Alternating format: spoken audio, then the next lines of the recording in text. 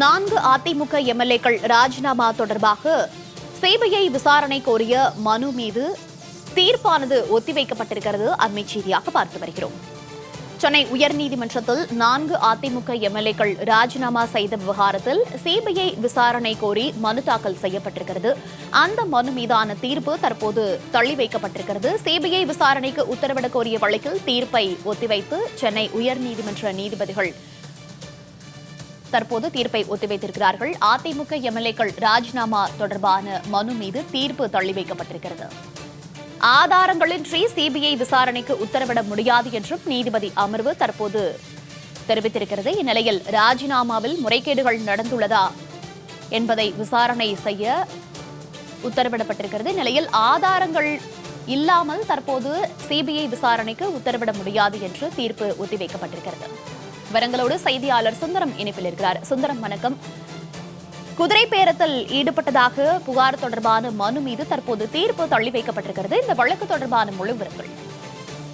வணக்கம் மோனிகா. அதாவது திருச்செந்தூரை சேர்ந்த ராம்குமார் ஆதித்தன் தாக்கல் செய்துள்ள அந்த மனுவில் கடந்த மே 14ஆம் தேதி நம்பிக்கை வாக்கெடுப்பின் போது தாவேக அரசுக்கு ஆதரவாக வாக்களித்த 25 அதிமுக எம்எல்ஏக்கள் மீது கட்சி தாவல் தடை சட்டத்தின் கீழ் தகுதி நீக்கம் செய்ய அதிமுக சார்பில் பேரவைத் தலைவரிடம் ஒரு கடிதம் கொடுக்கப்பட்டுள்ளதாகவும், அது நிலுவையில் இருந்த போது மே 25ஆம் தேதி தாவேகாவுக்கு ஆதரவாக வாக்களித்த மதுராந்தகம் தொகுதி எம்எல்ஏ மரகத குமரவேல், பெருந்துறை எம்எல்ஏ ஜெயக்குமார், தாராபுரம் எம்எல்ஏ சத்யபாமா ஆகியோரும் மே 26ஆம் தேதி அம்பாசமுத்திரம் தொகுதி எம்எல்ஏ இசகி சுப்பையாவும் பதவிகளை ராஜினாமா செய்து அமைச்சர் ஆதவர்ஜனாவை முன்னிலையில் தாவேகாவில் இணைந்துள்ளனர்.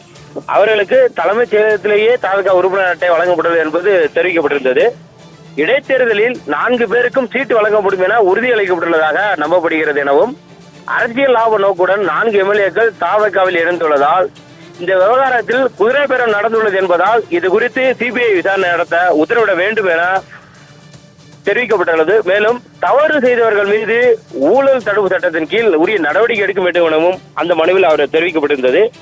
இடைத்தேர்தலுக்கு 100 கோடி ரூபாய் வரை அரசுக்கு செலவு ஏற்படும் என்பதால் லாப நோக்குடன் ராஜினாமா செய்துவிட்டு கட்சி மாறிய 4 பேரையும் குறிப்பிட்ட காலம் வரை தேர்தலில் போட்டியிட தடை விதிக்க வேண்டும் எனவும் அந்த மனுவில் அவர் தெரிவித்திருந்தார். இந்த வழக்கானது சென்னை தலைமை நீதிபதி சுஸ்ருத் அரவிந்த் தர்மாதிகாரி மற்றும் நீதிபதி ஜி அருள்முருகன் அடங்கிய அமர்வில் விசாரணைக்கு வந்தபோது அப்போது நீதிபதிகள் தெரிவித்த கருத்து என்னவென்றால், முறைகேடுகள் நடந்துள்ளது என கூற என்ன ஆதாரம் உள்ளது என்று ஒரு கேள்வி எழுப்பினார் மனுதாரருக்கு. அதுபோல ஆதாரங்கள் இல்லாமல் சிபிஐ விசாரணைக்கு உத்தரவிட முடியாது என்றும் அவர்கள் மனுதாரரை நோக்கி அந்த கருத்தை தெரிவித்தனர். இதற்கு பதிலளித்த மனுதாரர் தரப்பு வழக்கறிஞர், 4 எம்எல்ஏக்கள் ராஜினாமா செய்த நாளிலேயே ஆளுங்கட்சியில் இணைந்த விஷயத்தில் பெருந்தொகை சம்பந்தப்பட்டுள்ளதாக சந்தேகம் எழுகிறது என்றும், தனி மனிதனாகிய மனுதாரர் ஆதாரங்களை சேகரிக்க முடியாது என்பதால் தான் சிபிஐ விசாரணை கோரப்பட்டது என்றும் அவர் குறிப்பிட்டார். இதையடுத்து இந்த வழக்கினுடைய தீர்ப்பை தேதி கொடுக்காமல் தள்ளி வைத்துள்ள மோனிகா.